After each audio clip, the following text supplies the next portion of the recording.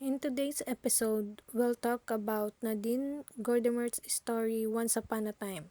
This story may sound like a fairy tale, but it reveals deep truths about fear, inequality, and the walls people build between each other during South Africa's apartheid era.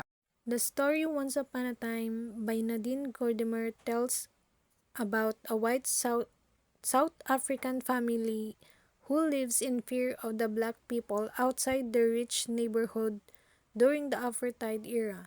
They constantly try to protect themselves by building walls, installing alarms, and adding more security measures.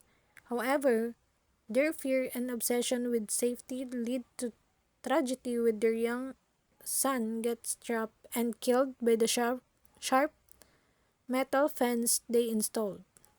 The story shows how racism, fear, and class divisions destroy humanity and peace. It's written like a fairy tale but ends in horror, making reader question what security really means. The analysis of this story is that the white family's obsessive security is a direct attempt to physical their bourgeois wealth and property from the underclass, which is the black people. The razor wire, an expensive commodity, becomes an instrument of self destruction, demonstrating the Marxist principle that the effort to maintain an unjust economic system ultimately destroys the ruling class from within.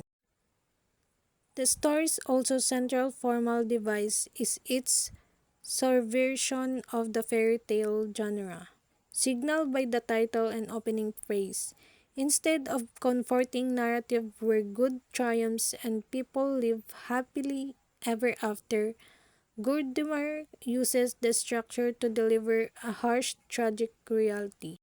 The story is also a direct commentary on its historical moment of the late 1980s in South Africa when the apartheid regime was violently defending itself against anti-apartheid uprisings.